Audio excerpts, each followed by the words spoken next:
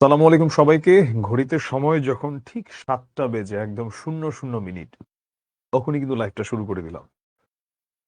সবাই কেমন আছো? সবার কাছ থেকে জানতে চাই।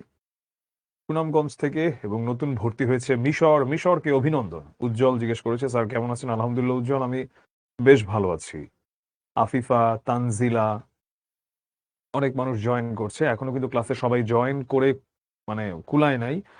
মাত্র এই টাইমটাও একটু অড, মাত্র মাগরিবের আজান দিল। ঢাকায় বেশ খানিকক্ষণ আগেই দিয়েছে। কিন্তু আমরা তো আর শুধু ঢাকার মানুষরা এখন একসাথে নাই, সারা বাংলাদেশ থেকেই মানুষ আছে এখানে। আমাকে সবাই সালাম দিচ্ছে। শাহরিয়া, মিসকাত, মুহিব, আফিফা, ফারিয়া, নেহাল, তামি, আজিমা, সাফিয়া, ইবাদুর, অনেক মানুষ। আমি সবার নাম একসঙ্গে নিতে পারছি না। আমি সবাইকে একসাথে বলছি ওয়ালাইকুম আসসালাম ওয়া রাহমাতুল্লাহি ওয়া বারাকাতু। এবং আমি সবাইকে একসাথে বলছি, সবাই আমাকে জিজ্ঞাসা করেছে যে আমি কেমন আছি। আলহামদুলিল্লাহ আমি বেশ ভালো আছি। আমি আশা করি তোমরা সবাইও বেশ ভালো আছো। আজকে আমরা খুব মজার ২ টা চ্যাপ্টার পড়ব এবং এই ২ টা চ্যাপ্টারের মধ্যে আবার আ বিশেষত পরের যে কবিতাটা অনেক বেশি গুরুত্বপূর্ণ। আলহামদুলিল্লাহ আমি ভালো আছি। আমি ভালো আছি। সিলেট থেকে দিনা। আমি তো ১ সপ্তাহ আগে সিলেট থেকে সিলেটের ওই দিক দিয়ে আসলাম। আমি মেঘালয় গিয়েছিলাম, ভারতের মেঘালয় চেরাপুঞ্জির ওইদিকে। তো আসার পথে ওই তামাবিল বর্ডার দিয়ে ঢুকেছিলাম আরকি। জারিন, রাফা, তাহেরিন, মৃদুল, আব্দুল্লাহ আমার সাথে একই নাম। আচ্ছা। আমরা আজকে যেহেতু বেশ বড় ২ টা জিনিস পড়াবো এবং আমাদের ক্লাসের ডিউরেশন হচ্ছে সোয়া ১ ঘন্টা। অর্থাৎ ১ ঘন্টা ১৫ মিনিট। ঠিক ৮টা বেজে ১৫ মিনিট আমাদের ক্লাসের শেষ সময়। আমরা হয়তোবা তার চেয়ে ২-৩ মিনিট আগেই ক্লাসটা শেষ করে দিব। আমি তোমাদেরকে বলবো, তোমরা বাংলা সবসময় একটা নির্দিষ্ট খাতায় নোট করবা। আজকেও সেটাই বলছি। বাংলা ১ম পত্র একটা খাতায়, বাংলা ২য় পত্র আরেকটা খাতায়। অন্তত অতটুকু না হলেও একটা খাতাতেই যাতে বাংলা তোমরা নোট করো।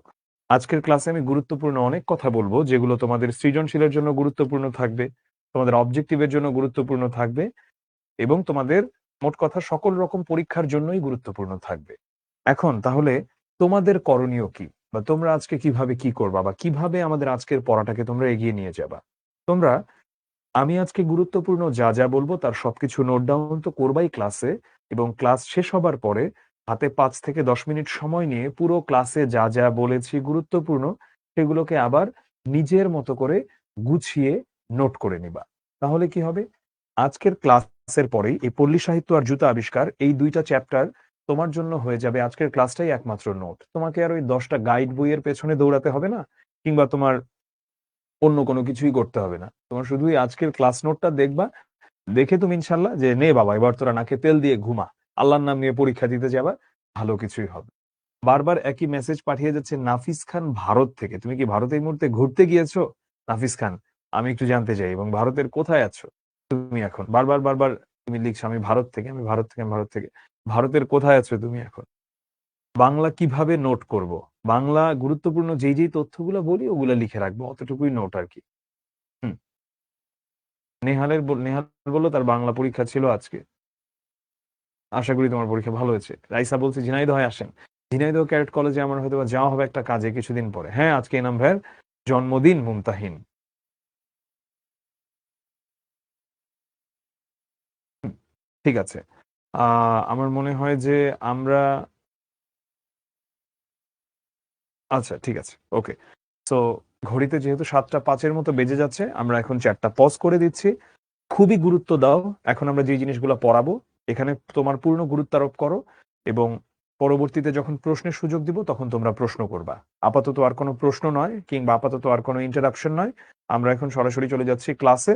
এখন আমরা ক্লাসটা চলো করতে থাকি। আমরা আজকে ২ টা চ্যাপ্টার পড়বো। ১ম টা হলো গিয়ে পল্লী সাহিত্য, যেটা একটা প্রবন্ধ। এই প্রবন্ধটা লেখা ডক্টর মোহাম্মদ শহীদুল্লাহর, বহু ভাষাবিদ এবং আমাদের বাংলায় জন্ম নেয়া একজন অত্যন্ত গুণী মানুষ ছিলেন তিনি। আর পরের যেটা পড়বো সেটা রবীন্দ্রনাথের খুব মজার একটা কবিতা, 'জুতা আবিষ্কার'। আমি আজকের কবিতা এবং প্রবন্ধ পড়ানোর আগে তোমাদেরকে একটা বিষয় বলবো, সেটা হলো আমরা যখনই প্রবন্ধ পড়বো বা কবিতা পড়বো, আমাদেরকে দেখতে হবে যে আমরা সৃজনশীলে কোনটা উত্তর করব। সৃজনশীলে উত্তর করার জন্য সবসময় গল্প এবং কবিতা আমার কাছে ব্যক্তিগতভাবে ভালো অপশন মনে হয়। যদি না কবিতাটা মেঘনাদ বধ কাব্য কিংবা বিদ্রোহীর মতো খুব কঠিন কোনো কবিতা না হয়ে থাকে, তাহলে কবিতা কিংবা গল্প থেকে উত্তর করাটা সহজ। তাই বলে কি আমরা প্রবন্ধ পড়বো না? অনেক শিক্ষার্থী আছে প্রবন্ধ রীতিমতো বাদ দিয়ে দেয়। না। দেখা গেল যে হয়তোবা খুবই সহজ কবিতা জুতা আবিষ্কার, কিন্তু সেটা থেকে এমন কঠিন একটা সৃজনশীল প্রশ্ন আসলো, ওর চেয়ে একদম ডাল ভাত জাতীয় একটা আ তোমার সৃজনশীল প্রশ্ন আসলো পল্লী সাহিত্য থেকে। কিন্তু যেহেতু তুমি পল্লী সাহিত্য পড়োই নাই, তুমি উত্তরই করতে পারলা না। এইটা যাতে না হয়। ঠিক আছে? তাই এজন্য আমরা সবই পড়ব এবং আমরা কোনটা উত্তর করব, কোনটা উত্তর না করব সেটা আমরা পরে ডিটারমাইন করব। কিন্তু যেগুলো পড়ার প্রয়োজন সেগুলো আমরা সবই কম বেশি পড়ব। চলো আমরা আর কথা না বাড়িয়ে চলে যাই আমাদের আজকের ক্লাসে। শুরু করছি পল্লী সাহিত্য দিয়ে। তার আগে তোমাদেরকে একটা কথা বলে নেওয়া ভালো। তোমরা জানো যে এই কোয়ার্টারটা একদম শেষ পর্যায়ে চলে এসেছে। তোমাদের জন্য একটা প্রোমো কোড কিন্তু রয়েছে QT25। এই QT25 এটা যদি তোমরা ব্যবহার করে থাকো ৭ জুন পর্যন্ত এই প্রোমো কোডটা প্রযোজ্য থাকবে। অর্থাৎ আর আছে মাত্র ৪ দিন প্রোমো কোডটার। তাহলে কিন্তু তুমি ৳৩,০০০ ভর্তি হয়ে যেতে পারছো। তাই তোমাদের জন্য প্রোমো কোডটা আমি আবারও বলে দিলাম QT25 QT25 এটা তোমরা ব্যবহার করলে ৳৩,০০০ ভর্তি হয়ে যেতে পারবে ৭ জুনের মধ্যে। চলো আমরা চলে যাচ্ছি আমাদের আজকের প্রবন্ধ পল্লী সাহিত্যতে। ডক্টর মোহাম্মদ শহীদুল্লাহর একটা অঙ্কিত ছবি এখানে দেখতে পাচ্ছ। তিনি জন্মেছিলেন ১৮৮৫ তে। তাহলে বোঝাই যাচ্ছে তিনি কত আগের মানুষ এবং তিনি মৃত্যুবরণ করেছেন আমাদের গণ অভ্যুত্থানের যে বছর ১৯৬৯ সাল, সেই বছর তিনি মৃত্যুবরণ করেন। ডক্টর মোহাম্মদ শহীদুল্লাহ ১৮৮৫ সালে জন্মেছিলেন পশ্চিমবঙ্গের ২৪ পরগনা জেলা। ২৪ পরগনা জেলাটা হচ্ছে রাইট বিসাইড যশোর। আমাদের বাংলাদেশের যশোরের বেনাপোল বর্ডার আছে না? যেটা দিয়ে বাংলাদেশ থেকে সবচেয়ে বেশি মানুষ ভারতে যায়। তো সেখানে বেনাপোল ক্রস করে মানুষ কোন জেলায় ঢুকে? বেনাপোল তো আর জেলা না, জেলা হচ্ছে যশোর, বাংলাদেশের জেলাটা। ওই পাশে কোন জেলাটাতে ঢুকে? ২৪ পরগনাতে ঢুকে, উত্তর ২৪ পরগনা।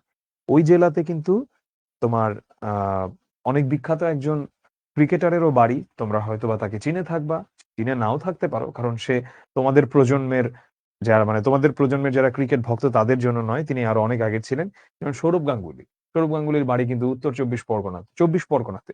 তো এখন সেই ২৪ পরগনা জেলার বসিরহাট মহকুমার পেয়ারা গ্রামে তিনি জন্মগ্রহণ করেন। মহকুমা কি? মহকুমা বিষয়টা হচ্ছে আমরা যেমন জেলার পরে ভাঙি কিসে? উপজেলাতে, থানাতে। তো মহকুমা হচ্ছে এইরকম একটা ইউনিট। মহকুমা এখন আর বাংলাদেশে নাই। পশ্চিমবঙ্গে এখনো মহকুমা রয়েছে। তো আমরা যখন কাজী নজরুল ইসলামের মানে জীবনী পড়ি তখনও তো আমরা দেখতে পাই যে তিনি জন্মেছেন কোথায়? বর্ধমান জেলার আসানসোল মহকুমার চুরুলিয়া গ্রামে। তো তেমনি ডক্টর মোহাম্মদ শহীদুল্লাহ জন্মেছিলেন ২৪ পরগনা জেলার বসিরহাট মহকুমার পেয়ারা গ্রামে তিনি জন্মগ্রহণ করেন। যশোর। তোমরা কতজন জানো আমি জানি না। এই যে মানে ২৪ পরগনার পাশের এই পাশের জেলাটাই তো যশোর বাংলাদেশে। যশোরে কিন্তু শিখর একটা অফিস আছে এবং শিখর অনেক বড় একটা অপারেশন কিন্তু যশোর থেকে চলে। তোমাদেরকে আরো একটা তথ্য দেই। যদি তোমাদের কখনো সৌভাগ্য হয় যে বেনাপোল বর্ডার দিয়ে ওভাবে ভারতে যাবার বাই রোডে, তাহলে দেখতে পাবা অনেক দূর পর্যন্ত দেখবা যশোর রোড। অনেক দূর পর্যন্ত দেখবা। এবং এই যশোর রোডের সঙ্গে কিন্তু আমাদের ইতিহাসের একটা বড় অংশ মিশে আছে। ১৯৭১ সালে যখন আমাদের বাংলাদেশ থেকে বহু মানুষ অত্যাচারিত হয়ে, নিপীড়িত হয়ে বাংলাদেশ থেকে যারা শরণার্থী হিসেবে ভারতে চলে গিয়েছিলেন, তারা কিন্তু এই রাস্তাটা ধরেই হেঁটে গিয়েছেন। আমরা যেমন গত বেশ কয়েক বছর আগে রোহিঙ্গাদের এই শরণার্থী শিবির হয়ে এইভাবে আসাটাকে আমরা যেমন মানে খুব কষ্ট পেয়েছিলাম দেখে, এর চেয়েও আরো হাজার গুণ কষ্ট নিয়ে কিন্তু আমাদের এখান থেকে বাংলাদেশের মানুষরা গিয়েছিল ভারতে। ভারতের শরণার্থী শিবিরে। সেই যশোর রোড ধরেই গিয়েছিল। এবং একটা অনেক বিখ্যাত কবিতাও আছে। 'September on Jessore road'. কবিতাটা লেখা কার? কবিতাটা লেখা অ্যালেন গিন্সবার্গের। খুবই বিখ্যাত একটা কবিতা। এবং এই কবিতাটার আবার খুব সুন্দর একটা বাংলা গানও করেছেন মৌসুমী ভৌমিক। সেটা হলো 'সেপ্টেম্বর অন যশোর রোড'। ওটার নামও দিয়েছেন তিনি। শত, শত মুখ আকাশটা দেখে। খুব সুন্দর। খুবই মানে অসম্ভব মর্মস্পর্শী একটা অনুবাদ, যে অনুবাদটা করা হয়েছে। পরবর্তীতে মৌসুমী ভৌমিক সেটাকে গান করেছেন আরকি সেটাকে। তুমি সার্চ করলেই পাবা গুগলে 'সেপ্টেম্বর অন যশোর রোড'। তো ডক্টর মোহাম্মদ শহীদুল্লাহ ছিলেন একজন সুপণ্ডিত এবং ভাষাবিদ। তিনি ছিলেন মুক্ত বুদ্ধির অধিকারী। মুক্ত বুদ্ধি বলতে মোট কথা তিনি তার চিন্তার একটা ভালো রকম জায়গা ছিল এবং তিনি অনেক কিছু নিয়েই চিন্তা করতে পারতেন। কিছু বিষয়কে না আমরা খুব বিকৃতভাবে আজকালকার যুগে একটা জিনিসকে আমরা তোমার সংজ্ঞা দেই বা বিকৃতভাবে বলে থাকি। মুক্ত বুদ্ধি বলতে আমরা তাদেরকেই বুঝাই যদি কেউ ধর্মের বিরুদ্ধে কথা বলতে পারে বা যদি কারো মধ্যে দেখা যায় যে আ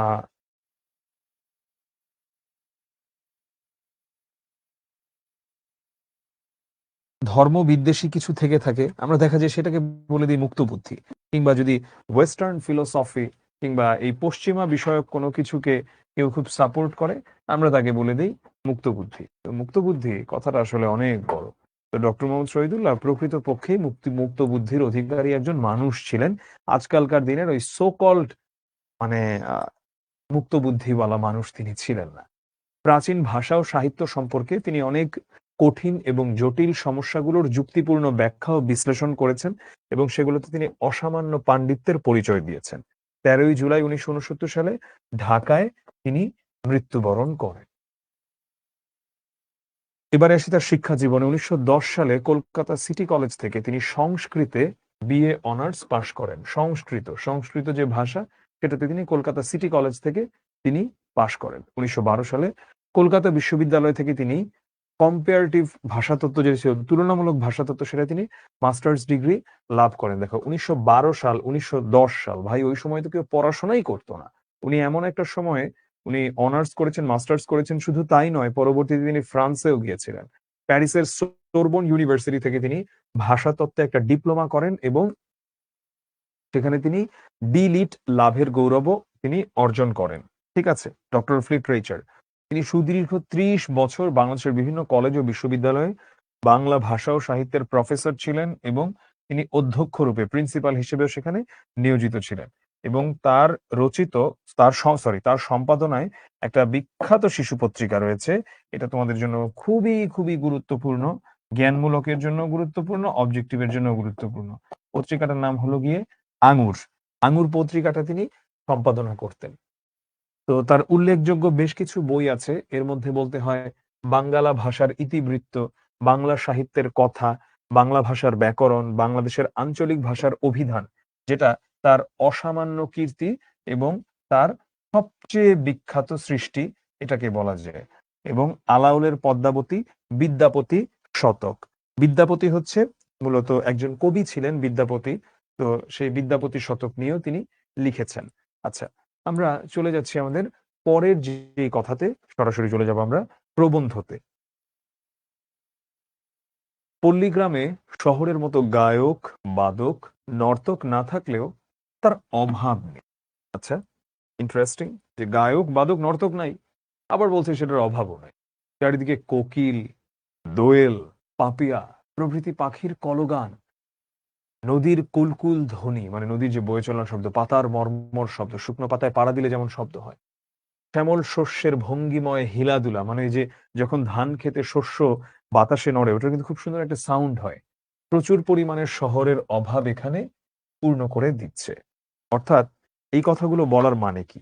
এই কথাগুলো বলার মানে হলো শহরের অভাব পূর্ণ করে দিচ্ছে।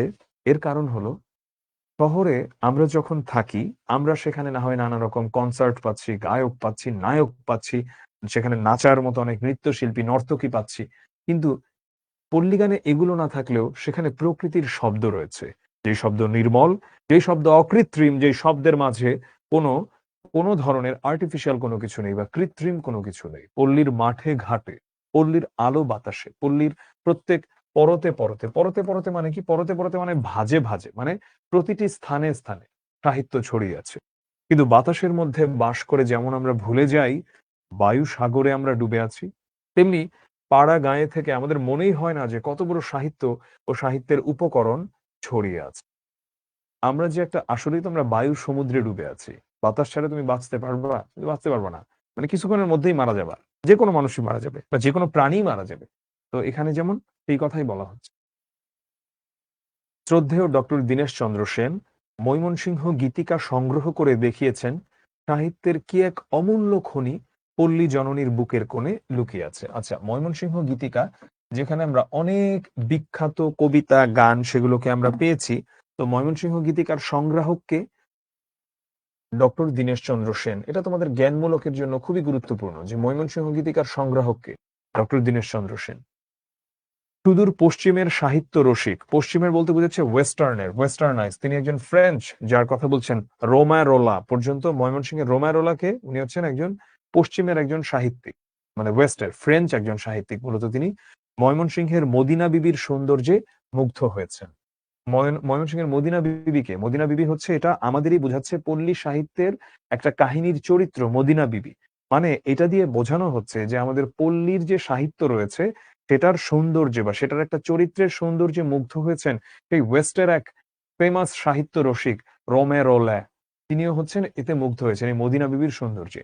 মনসুর বয়াতির মতো আরো কত পল্লী পল্লী কবি শহুরে চক্ষুর অগোচরে পল্লীতে আত্মগোপন করে আছে। কে তাদের সাহিত্যের মজলিসে এসে জগতের সঙ্গে চেনাশোনা করিয়ে দেবে? আজ যদি বাংলাদেশের প্রত্যেক পল্লী থেকে এইসব অজানা অচেনা কবিদের গাথা সংগ্রহ করে প্রকাশ করা হতো, গাথা মানে তাদের যে সৃষ্টিকর্মগুলো সেগুলোর কথা বলা হচ্ছে, তাহলে দেখা যেত বাংলার মুসলমানও সাহিত্য সম্পদে কত ধনী। তাহলে দেখা যেত বাংলার মুসলমানও সাহিত্য সম্পদে কত ধনী। কিন্তু হায়, এ কাজের জন্য স্বেচ্ছাসেবক দল কই? কে করবে এটা? আমরা পল্লীগ্রামে বুড়ো বুড়ির মুখে কোনো ঝিল্লি মুখর সন্ধ্যাকালে, ঝিল্লি মুখর মানে কি?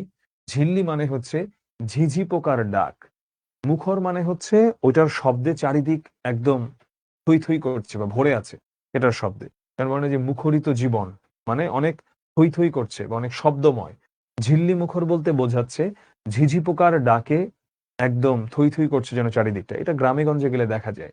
আবার সৌভাগ্যজনকভাবে শিখো, মানে আমি যেখান থেকে ক্লাসটা নিচ্ছি, শিখো ক্যাম্পাস গুলশান ২ এ, এটার পাশে একটা বাড়ি আছে, যেই বাড়িটা অনেক পুরনো একটা বাড়ি। বাড়িটার ভেতরে কেউ থাকে কিনা জানি না। তো এত গাছ এখানে, এখানেও একটু বৃষ্টি হলেই বা মাঝে মধ্যে, এখন আমি যদি সন্ধ্যার সময় যদি যাই এদিকে আশেপাশে, প্রচুর ঝিঝি পোকার শব্দ শোনা যায়। তা ছাদে উঠলেও, মানে শিখর ছাদটাতে উঠলে আমার কাছে অনেক সময় মনে হয় যে এটা হয়তোবা আমি এই কংক্রিটের শহরে, এই যান্ত্রিক ঢাকা শহরের এসেন্সটা থেকে একটু হলেও বের হওয়া যায়। বা তাকালেই দেখা যায় অনেক গাছ এবং অনেক পাখিও দেখা যায়। তো ঝিল্লিমুখর সন্ধ্যাকালে যেসব কথা শুনতে শুনতে ছেলেবেলায় ঘুমিয়ে পড়েছি, অর্থাৎ তিনি বোঝাচ্ছেন যে দাদি নানির মুখে বিভিন্ন গল্প শুনতে শুনতে সন্ধ্যাবেলায় ঘুমিয়ে পড়েছি ছেলেবেলায়, সেগুলি না কত মনোহর, মানে কত সুন্দর সেগুলো। মনোহর মানে সুন্দর, কত চমকপ্রদ, কত চমৎকার। আরব্য উপন্যাসের আলাউদ্দিনের আশ্চর্য প্রদীপ, আলী বাবা ও ৪০ দস্যু, মানে এগুলো হচ্ছে তোমার ওই বলছে বিভিন্ন যেই গল্পগুলোর কথা, এবং এগুলো একটাও হচ্ছে আমাদের নিজস্ব রূপকথা না। এগুলো হচ্ছে সবগুলোই আরব্য রজনীর কথা। এটা হচ্ছে আরবের রূপকথার কাহিনী এগুলো। আলাউদ্দিনের আশ্চর্য প্রদীপ, আলী বাবা ও ৪০ দস্যু, এগুলোর চেয়ে পল্লীর উপকথাগুলোর মূল্য কম নয়। আধুনিক শিক্ষার কর্মনাশা স্রোতে সেগুলো বিস্মৃতির অতল গর্ভে তলিয়ে যাচ্ছে। এটা খুব গুরুত্বপূর্ণ একটা লাইন তোমাদের অনুধাবনমূলকের জন্য, যে আধুনিক শিক্ষার কর্মনাশা স্রোতে সেগুলো বিস্মৃতির সাউন্ড হচ্ছে এখান থেকে। আধুনিক শিক্ষার কর্মনাশা স্রোতে সেগুলো বিস্মৃতির অতল গর্ভে তলিয়ে যাচ্ছে। এটা দিয়ে কি বোঝাচ্ছে? আধুনিক শিক্ষার কর্মনাশা স্রোতে, অর্থাৎ আমাদের আধুনিক শিক্ষাটা এমন হয়েছে যেখানে আমাদের নিজেদের জিনিসপত্রগুলোর আসলে কোনো ঠাঁই নাই, আমাদের নিজেদের পল্লী সাহিত্যের কোনো অবস্থান নাই। তার কারণে আস্তে আস্তে এগুলো বিস্মৃতির অতল গর্ভে তলিয়ে যাচ্ছে, না আস্তে আস্তে এগুলো যেন ওই স্মৃতির পাতায় হারিয়ে যাচ্ছে। এই কথাগুলো তিনি বলছেন আজ থেকে কত বছর আগে, অনেকটা প্রায় ১০০ বছর আগে তিনি এগুলো ধরো লিখে গেছেন। এখনকার দিনে এগুলো ইতিহাসের চেয়েও বেশি কিছু। বাংলার পল্লী বা মানে পল্লী সাহিত্য নিয়ে আমরা জানিও না, আমরা আগ্রহীও না, আমিও শুনি নাই। মানে আমরা কেউই শুনি নাই, এমন একটা অবস্থা। কেউই তেমন একটা পড়ি নাই। আমি তো বই পড়ি দেখে ছোটবেলায় আমার কিছু পড়ার সৌভাগ্য হয়েছে। যদিও আমার কাছে ব্যক্তিগতভাবে খুব বেশি ভালো লেগেছে তাও নয়। আমি জানি না কেন আমার কাছে খুব বেশি ভালো লাগে নাই। বরং আমার কাছে বাংলা পল্লী, মানে বাংলার উপকথার চেয়ে আসলেও আরব্য উপকথা অনেক বেশি ভালো লেগেছে। তো এটা আমি জানি না এটা কেন মনে হয়েছে আমার কাছে, সেটা আমার ব্যক্তিগত অভিমত হতে পারে পাঠক হিসেবে।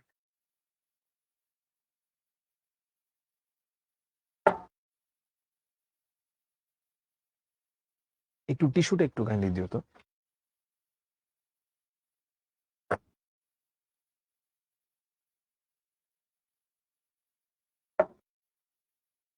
আমরা যেখানে ছিলাম, আমরা সেখানে চলে যাচ্ছি আবার। এখনকার শিক্ষিত জননী সন্তানকে আর রাখালের পিঠা গাছের কথা, রাক্ষসপুরীর ঘুমন্ত রাজকন্যার কথা বা পঙ্খিরাজ ঘোড়ার কথা শুনান না। তাদের কাছে বলেন আরব্য উপন্যাসের গল্প কিংবা ল্যাম্বস টেইলস ফ্রম শেক্সপিয়ারের গল্পের অনুবাদ। ল্যাম্বস টেইলস ফ্রম শেক্সপিয়ার আমি ক্লাস 8-এ থাকতে পড়েছিলাম, ক্যাডেট কলেজে ওটা আমাদেরকে পড়াতো। তো ল্যাম্বস টেইলস ফ্রম শেক্সপিয়ার কি? সেটা হলো গিয়ে এই যে বিখ্যাত সাহিত্যিক শেক্সপিয়ার, তো শেক্সপিয়ার নাট্যকার, শেক্সপিয়ারের কাহিনীগুলোকেই হচ্ছে সহজ ভাষায় লেখা, ছোটদের জন্য লেখা। ল্যাম্বস টেইলস ফ্রম শেক্সপিয়ার, তাও একদম সহজ ভাষায় লেখা না। ভালো ইংলিশ না পারলে ল্যাম্বস টেইলস ফ্রম শেক্সপিয়ার পড়েও কিছুই বুঝতে পারবে না কেউ। তো এটার কথা বলছে যে আধুনিক দিনে মায়েরাও হচ্ছে পল্লী সাহিত্যের পড়া না পড়িয়ে ওগুলা পড়ায়। ফলে কোনো সুদূর অতীতের সাক্ষী স্বরূপ এই রূপকথা নষ্ট হয়ে অতীতের সঙ্গে আমাদের সম্বন্ধ লোপ করে দিচ্ছে। যদি আজ বাংলার সমস্ত রূপকথা সংগৃহীত হতো, তবে কোনো প্রত্নতাত্ত্বিক গবেষণা করে দেখিয়ে দিতে পারতেন যে প্রত্নতাত্ত্বিক মানে কি? প্রত্নতাত্ত্বিক হচ্ছে যারা প্রাচীন ভাষা, প্রাচীন বিভিন্ন লিপি, কাহিনী এই জিনিসগুলোকে নিয়ে যারা গবেষণা করেন। তো প্রত্নতাত্ত্বিকরা গবেষণা করে দেখিয়ে দিতে পারতেন যে বাংলার নিভৃত কোণের কোন পিতামহী মাতামহীর গল্প, মানে পিতামহী মাতামহী মানে দাদা দাদির গল্প ভারতীয় উপমহাদেশের মহাদেশের অন্য প্রান্তে, ভারতীয় উপমহাদেশের অন্য প্রান্ত কোনটা? যেমন ধরো তামিলরা যেখানে থাকে শ্রীলঙ্কার সাইডে, বা যেদিকে তামিলনাড়ু প্রদেশ ভারতের, বা যেদিকে তোমার কেরালা, ওই দিকের একদম ডিফারেন্ট কালচার না ভারতীয় উপমহাদেশের অন্য প্রান্তে, কিংবা ভারত উপমহাদেশের বাইরে সিংহল শ্রীলঙ্কা, সুমাত্রা, জাভা, ইন্দোনেশিয়ার ওই সাইডে বলছে, ক্যাম্বোডিয়া, এগুলো স্থানে এমনি ভাবে প্রচলিত আছে। অর্থাৎ মানে গবেষণা করলে হয়তোবা দেখা যেত যে যেগুলো এখানে প্রচলিত আছে একই ধরনের গল্প হয়তোবা পৃথিবীর অন্যান্য জায়গাতেও প্রচলিত আছে। হয়তো এশিয়ার বাইরে ইউরোপ খণ্ডে লিথুনিয়া কিংবা ওয়েলসের কোনো পল্লী রমণী এখনো হুবহু বা কিছু রূপান্তরিত ভাবে সেই উপকথাগুলো তার ছেলেপুলে বা নাতিপোতাকে শোনাচ্ছে। কে আছে এই উপকথাগুলো সংগ্রহ করে তাদের অবশ্যম্ভাবী ধ্বংসের হাত থেকে রক্ষা করবে? অবশ্যম্ভাবী মানে যেটা হবেই। ইউরোপ, আমেরিকা দেশে বড় বড় বিদ্বানদের সভা আছে যাকে বলা হয় ফোকলোর সোসাইটি। তাদের কাজ হচ্ছে এইসব সংগ্রহ করা, ফোকলোর সোসাইটিকে বলেই দিলাম, এবং অন্য সভ্য দেশের উপকথার সঙ্গে সাদৃশ্য নিয়ে বিচার করা, মানে এগুলোর মূল আছে কি নাই। এগুলো নৃতত্ত্বের মূল্যবান উপকরণ বলে পণ্ডিত সমাজে গৃহীত হয়। এটার মানে কি? নৃতত্ত্ব মানে কি? এটা কিন্তু একটা সাবজেক্ট, দেখবা এটা বাংলাদেশের অনেক বাংলাদেশ কেন পৃথিবীর অনেক বিশ্ববিদ্যালয় আছে।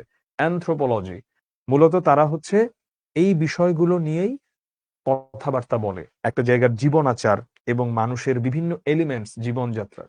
তো সেই নৃতত্ত্বের মূল্যবান উপকরণ বলেই এগুলো পণ্ডিত সমাজে মনে করা হয়।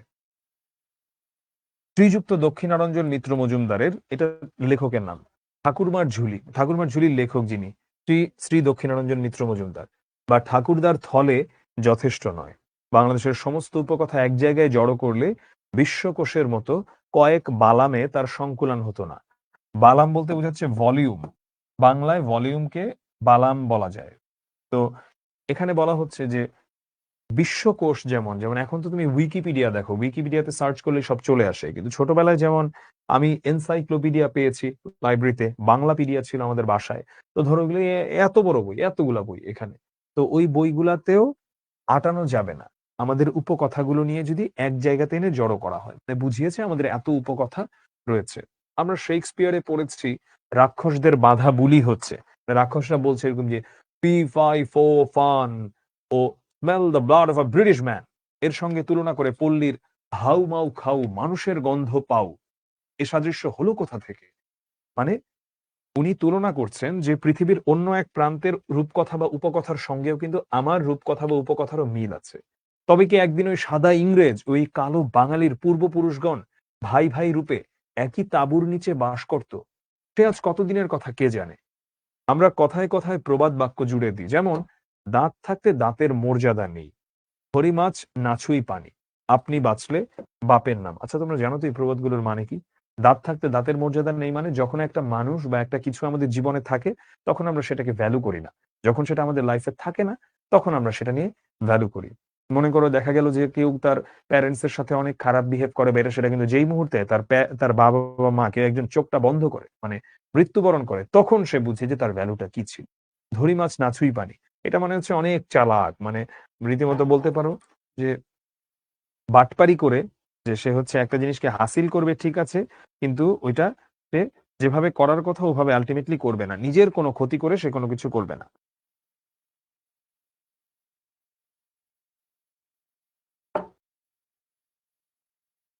তারপরে ধরো আপনি বাঁচলে বাপের নাম, মানে হচ্ছে আগে নিজেকে বাঁচাতে হবে আর কি, পরে বাপ, এরকম আরো কত কি। তারপর ডাকের কথা আছে, খনার বচন আছে।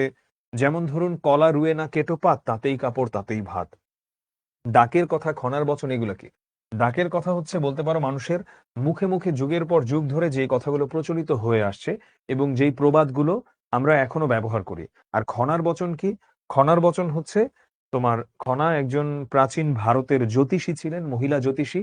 মূলত তিনি কৃষি ভিত্তিক নানা রকম কথাবার্তা বলতেন এবং তিনি যেই কথাবার্তাগুলো বলতেন সেগুলো মানে এখনো হচ্ছে প্রাসঙ্গিক। উনো বর্ষায় দুনো শীত, ওনার একটা কথা আছে। মানে যেই বছর বৃষ্টি বেশি হয় সেই বছর শীত কম পড়ে। তুমি নিজে মিলিয়ে নিও এক বছরের সাথে আরেক বছরের হিসাব। তখন তোমার মনে হতে পারে যে আরে বাবা রে বাবা, এত বছর আগে এই ভদ্রমহিলা কিভাবে বলে গেলেন এই কথা। প্রবাদ বাক্যে এবং ডাক ও খনার বচনে কত যুগের ভুয়ো দর্শনের পরিপক্ক ফল সঞ্চিত হয়ে আছে, কে তা অস্বীকার করতে পারে? ভুয়ো দর্শন বলতে সেটা বোঝাচ্ছে যে এইসব প্রবাদ বাক্য এবং খনার বচন বলো, ডাক বলো, এগুলোতে আসলে এরকম অনেক বছরের মানুষের নানা ধরনের অভিজ্ঞতা, নানা ধরনের মানুষের জ্ঞান, বুদ্ধি, এই জিনিসগুলার প্রতিফলনই কিন্তু আমরা দেখতে পাই। শুধু তাই নয়, জাতির পুরনো ইতিহাসের অনেক গোপন কথাও এর মধ্যে খুঁজে পাওয়া যায়। আমরা আজও বলি, "পীড়ে বসে পেড়োর খবর।"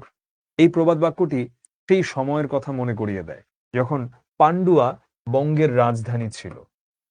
মানে কে এই প্রবাদ বাক্য, ডাক, খনার বচনগুলো সংগ্রহ করে তাদের চিরকাল জীবন্ত করে রাখবে? মানে ধরো, তুমি এখানে বসে তুমি এই খবর নিচ্ছ বসে নিউ ইয়র্কের, অনেকটা এমন আর কি। ওই সময় তো যোগাযোগ ব্যবস্থা এতটা সহজ ছিল না। এখন তো নিউ ইয়র্কের খবর নেওয়া 2 সেকেন্ডের ব্যাপার। আমি চ্যাট জিপিটি কে জিজ্ঞেস করলেই পারি, গুগলে সার্চ করলেই পারি, কিংবা অন্য যে কোনো এআই কে জিজ্ঞেস করলেই পারি। কে এই প্রবাদ বাক্য, ডাক, খনার বচনগুলি সংগ্রহ করে তাদের চিরকাল জীবন্ত করে রাখবে? তারপর ধরুন ছড়ার কথা। কথায় কথায় ছেলে মেয়েগুলো ছড়া কাটতে থাকে। রোদের সময় বৃষ্টি হচ্ছে অমনি তারা সমস্বরে ঝংকার দিয়ে ওঠে।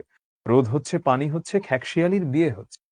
এর সঙ্গে সঙ্গে মনে করুন মায়ের সেই ঘুম পাড়ানি গান, সেই খোকা খুকির ছড়া। আচ্ছা, একটু চ্যাটটা ওপেন করি, একটু ওদের কাছে জানতে চাই, ঘুম পাড়ানির গান এটার ইংলিশ কি? তোমাদের কাছে জানতে চাই। দেখি তোমরা লিখো তো, ঘুম পাড়ানির গান এটার ইংলিশ কি? একটু লিখো লিখো লিখো লিখো লিখো। ঘুম পাড়ানির গান এটার ইংলিশ কি? হুম, হুম, তাই তো দেখতেছি। চ্যাটে লিখো, চ্যাটে লিখো, চ্যাটে লিখো, ঘুম পাড়ানি গান এটার ইংলিশ কি? চ্যাট ওপেন করে দিচ্ছে কিন্তু তোমাদের জন্য। না না, গুগল দেখা যাবে না, গুগল দেখা যাবে না। Sleeping song, sleep song, sleep song না। আচ্ছা আচ্ছা। হুম। ডিলিট মানে এটা হচ্ছে একটা উপাধি লিটারেচারের, ডক্টর অফ লিটারেচার। হুম, ঠিক আছে। আচ্ছা, চ্যাটটা অফ করে দাও কাইন্ডলি। হুম, এটা ইংলিশটা হচ্ছে লালাবাই। এটা অনেকে উচ্চারণটা ভুল করে, অনেকে উচ্চারণটা করে লুলাবাই, লুলাবাই না, এটা উচ্চারণ হচ্ছে লালাবাই। এটা মানে হচ্ছে ঘুম পাড়ানি গান। এগুলি সরস প্রাণের জীবন্ত উৎস। এখন এখানে কথা হচ্ছে যে এই যে জীবস্ত না, জীবন্ত, সরস প্রাণের জীবন্ত উৎস। এখন এইটা তোমার আসে কিন্তু পরীক্ষায়, যে এগুলি সরস প্রাণের জীবন্ত উৎস, এটার মানে কি? এগুলি সরস প্রাণের জীবন্ত উৎস বলতে বোঝাচ্ছে এই যে আমাদের যে খোকাখুকির ছড়া বা যেটাই বলো না কেন, এগুলো আসলে প্রত্যেকটা কিন্তু অনেকটা মানে এগুলোর মধ্যে অসম্ভব প্রাণ আছে এবং এগুলোর মধ্যে যেন জীবন সঞ্চারণ করার মতো এগুলো, এবং এগুলো আমাদেরকে নানাভাবে উজ্জীবিত করে। কিন্তু আজ দুঃখে দৈন্যে প্রাণের সুখ নেই। ছড়াও, ছড়াও ক্রমে লোকে ভুলে যাচ্ছে আস্তে আস্তে। কে এগুলোকে বইয়ের পাতায় অমর করে রাখবে? শুধু ছড়া কেন, খেলাধুলার না কত বাধা গত আছে। মানে বাধা গত বলতে বোঝাচ্ছে যে খেলাধুলার মাঝখানে এগুলো বলতো এই কথাগুলো। তো এখন তো এই ধরনের খেলা কেউ খেলেও না খুব একটা, তো আমাদের দেখাও যায় না। যখন ফুটবল, ব্যাট বলের নাম কারো জানা ছিল না, তখন কপাটি খেলার খুব ধুম ছিল। কবাডি বলতে কাবাডি বোঝাচ্ছে, যেটা আমাদের দেশের একটা অন্যতম খেলা। সে খেলার সঙ্গে কত না বাধা বুলি ছেলেরা ব্যবহার করত। এক হাত বললা, 12 হাত শিং, উড়ে যায় বললা, ধা তিং তিং। এরকম নানা কিছু মানুষ বলতো আর কি। কিন্তু যুগের সবচেয়ে বাস্তবতার সত্য হচ্ছে, যখন গ্লোবালাইজেশন আসে পৃথিবীতে, যেটা বেশি ইফেক্টিভ বা যেটা বেশি জনপ্রিয়, সেটাই টিকে থাকবে। মানে জিনিসটা শুনতে একটু কন্ট্রাডিক্টরি মনে হতে পারে ডক্টর মোহাম্মদ শহীদুল্লাহর কথার সাথে, কিন্তু বিশ্লেষণী চিন্তা করে যদি আমি বলি, এটাই আসে। মানুষ হাডুডু খেলবে না, ফুটবলই খেলবে। নিঃসন্দেহে হাডুডুর চেয়ে ফুটবল আরো অনেক এক্সাইটিং একটা খেলা। মানুষ কাবাডি না খেলে ব্যাডমিন্টন খেলবে। ব্যাডমিন্টন আরো অনেক বেশি মজার খেলা, বা ক্রিকেট খেলবে। কাবাডি বা হাডুডু কেন পৃথিবীতে ওই জায়গাতে যেতে পারে নাই? এখন এটার কয়েকটা কারণ থাকতে পারে। একটা হতে পারে যে আমরা ওভাবেই খেলাটাকে পৃষ্ঠপোষকতা দিতে পারি নাই। এটাও সত্য। আবার খেলাটা ভালো, আবার এতটাও ভালো না যেটাকে ফুটবলের সাথে কম্পিট করানো যায়। অর্থাৎ তুমি বলতে পারো যে হ্যাঁ, আমাদের ইন্সট্রুমেন্ট তো একতারা। আমাদের দেশের একতারা দোতারা। একতারা দোতারা সাউন্ড সুন্দর। তো অবশ্যই এটা গিটার কিংবা পিয়ানোর মতো সুন্দর না। গিটার কিংবা পিয়ানো একতারা দোতারার চেয়ে সুন্দর বলেই ওটা পৃথিবীতে স্থান করে নিয়েছে। একতারা কিংবা দোতারা নিতে পারে নাই। এটা বাস্তবতা। এটা আমাদের মেনে নিতে হবে। জাতি হিসেবে আমাদের এই জায়গাতে কিছুটা সীমাবদ্ধতা আছে। আমরা নিজেদের অনেক কিছুকেই অনেক সময় হেয় করি, এটাও সত্য। আবার এটাও সত্য যে অন্যের একটা কিছু আমাদের চেয়ে অনেক ভালো কোয়ালিটির থাকতেই পারে। ১ম এটা স্বীকার করে নেওয়া উচিত যে ওটার কোয়ালিটি আসলেই আমার চেয়ে বেটার এবং আমিও ভালো কিছু একটা করার চেষ্টা করি।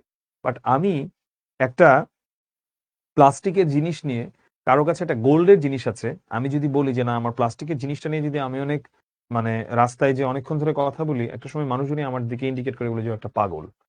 তো আমাদের এইজন্যেই উচিত সবসময় যে নিজেদের জিনিসের কোয়ালিটিটা কেমন সেটা তো দেখব ঠিক আছে। তার পাশাপাশি কিভাবে ইন্টারন্যাশনাল স্ট্যান্ডার্ড এ একটা কিছুতে চলে যাওয়া যায়। তাই না? কারণ এখন আমরা মানে ইন্টারনেট পুরো পৃথিবীটাকে একটা গ্লোবাল ভিলেজ একটা বানায় ফেললো। মানে পুরোটাই ধরো পুরো পৃথিবীটা একটা গ্রামের মতো আমাদের কাছে এখন বা একটা ছোট্ট এলাকার মতো আমরা এভাবে ইন্টারনেট দিয়ে কিন্তু কানেক্টেড। আগে যেমন একটা গ্রামে পাশের বাড়ির মানুষের সাথেই যোগাযোগ করতে পারত। একটা নদী পার হয়ে আরেক জায়গাতে যাওয়া, আরেক শহরে যাওয়া অনেক কাহিনী। এখনো আছে এমন মানুষ অনেক বাংলাদেশে যারা ঢাকায় আসে নাই কখনো। বয়স্ক মানুষ। কিন্তু ইন্টারনেটের কারণে এখানে বসে আমি আমার সেই মাল্টার কোনো ফ্রেন্ড যদি থেকে থাকে, মালির কোনো ফ্রেন্ড থেকে থাকে, সাউথ আফ্রিকা, নাইজেরিয়া বা ওইদিকে ইউএসএ, কানাডা কোথায় নাই? সবার সাথে আমি যোগাযোগ করতে পারতেছি চাইলে। আয়ারল্যান্ড, ওয়েলস, কই পারতেছি না যোগাযোগ করতে। সবাই তোমার ক্ষেত্রেও সত্য এটা। প্রত্যেকটা মানুষের ক্ষেত্রে সত্য। তো এইজন্যে আমরা ইন্টারনেটের কারণে আমরা সবসময় চেষ্টা করবা তোমরা যে ইন্টারন্যাশনালি একটা জিনিসের স্ট্যান্ডার্ড কেমন। তো আমি যাতে ঐটার সাপেক্ষে নিজেকে কম্পিট করতে পারি। বিদেশি খেলার প্রচলনের সঙ্গে সঙ্গে এসব লোপ পাবার উপক্রম হয়েছে। কে এদের বাঁচিয়ে রাখবে? তারপর ধরুন পল্লী গানের কথা। পল্লী সাহিত্য সম্পদের মধ্যে এই গানগুলি অমূল্য, রত্নবিশেষ। সেই জারি গান, সেই ভাটিয়ালি গান, সেই রাখালি গান, মারফতি গান, গানের এক অফুরন্ত ভাণ্ডার পল্লীর ঘাটে মাঠে ছড়ানো রয়েছে। তাতে কত প্রেম, কত আনন্দ, কত সৌন্দর্য, কত তত্ত্বজ্ঞান ওতপ্রোতভাবে জড়িয়ে আছে। শহুরে গানের প্রভাবে সেগুলো এখন বর্বর চাষার গান বলে ভদ্র সমাজে আর বিকায় না। অবশ্য সবকিছুরই পরিবর্তন আসে। যেমন ডক্টর মোহাম্মদ শহীদুল্লাহ হয়তোবা বেঁচে থাকলে এখন দেখতেন যে আমাদের পল্লী অনেক পুরনো গানই কিন্তু আছে এখন নতুন করে সেটাকে কম্পোজ করে নতুনভাবে নতুন প্রজন্মের কাছে উপস্থাপন করা হচ্ছে। কিন্তু মন মাঝি তোর বৈঠানে রে আমি তো আর বাইতে পারলাম না। এটা একটা গান। আমাদের এটা একটা খুব বিখ্যাত একটা পল্লী গীতি। আব্বাস উদ্দিনের কণ্ঠে এটা পাওয়া। এই গানটির সঙ্গে আপনার শহুরে গানের কোনো তুলনা হতে পারে? কিন্তু ধারাবাহিক রূপে সেগুলোর সংগ্রহের জন্য কোনো চেষ্টা হচ্ছে কি? এ পর্যন্ত যা বললাম সেগুলো হচ্ছে পল্লীর প্রাচীন সম্পদ। সাহিত্যের ভাণ্ডারে দান করবার মতো পল্লীর নতুন সম্পদের অভাব নেই। আজকাল বাংলা সাহিত্য বলে যে সাহিত্য চলছে তার ১৫ আনা হচ্ছে শহুরে সাহিত্য। সাধু ভাষায় বলতে গেলে নাগরিক সাহিত্য। সে সাহিত্যে আছে রাজরাজার কথা, বাবু বিধির কথা, মোটর গাড়ির কথা, বিজলি বাতির কথা, সিনেমা থিয়েটারের কথা, চায়ের বাটিতে ফুঁ দেবার কথা। এইসব কথা নিয়ে গল্প, উপন্যাস, কবিতা, নাটক রাশি রাশি লেখা হচ্ছে। পল্লীর গৃহস্থ কৃষকদের, জেলে মাঝি মুটে মজুরের কোনো কথা তাতে ঠাঁই নাই। তাদের সুখ দুঃখ, তাদের পাপ পুণ্য, তাদের আশা আকাঙ্ক্ষার কথায় কজন মাথা ঘামাচ্ছে। আমাদের বিশ্ব বরেণ্য কবি সম্রাটও মানে রবীন্দ্রনাথ ঠাকুরের কথা বলছেন। একবার এবার ফিরাও মোরে এটা তিনি বলেছিলেন যে তিনিও তখন যেন এই গ্রামীণ জীবন যাত্রাতেই চলে যাচ্ছেন সেটা নিয়েই তিনি লিখছেন বলে আবার পুরনো পথে নাগরিক সাহিত্য নিয়েই ব্যস্ত ছিলেন। মানে এখানে তিনি রবীন্দ্রনাথ ঠাকুরকে হালকা করে ক্রিটিসাইজ করলেন। রবীন্দ্রনাথ ঠাকুরও একবার বলেছিলেন যে এবার ফিরাও মোরে বলে যে এখন বোধহয় তিনি পল্লী নিয়েই করবেন কিন্তু না তিনি আবারও তার এই নাগরিক বা শহুরে যে ধরনের লেখা লিখেছেন সেটা নিয়েই তিনি পড়েছিলেন বা ব্যস্ত ছিলেন। ধান গাছে তক্তা হয় কিনা এখন শহুরে লোকেরা এটা না জানলেও পাড়াগাঁয়ের জীবন তাদের কাছে এক অজানা রাজ্য। সেটা কারো কাছে একেবারে পচা জঘন্য মানে শহুরে মানুষের কাছে গ্রামের জীবনটা তোমাদের অনেকের কাছে কারণ তোমরা তো গ্রামে কয়জনই বা থেকেছো আবার কারো কাছে একেবারে চাঁদের জ্যোৎস্না দিয়ে ঘেরা গ্রামের জীবনটা। তারা পল্লীর মর্ম কথা কি করে জানবেন কি করেই বা তার মুখচ্ছবিখানি আঁকবেন। আমাদের আজ দরকার হয়েছে শহুরে সাহিত্যের বালাখানার পাশে গেয় সাহিত্যের জোড়া বাংলা ঘর তুলতে। বালাখানা, হোয়াট ইজ বালাখানা আর জোড়া বাংলা ঘর, এটাই বাকি। এই দুটোর একটা আসলে এখন দেখতে পাবা না। জোড়া বাংলা মন্দির কিছু আছে, পাবনাতে আছে একটা জোড়া বাংলা মন্দির। তো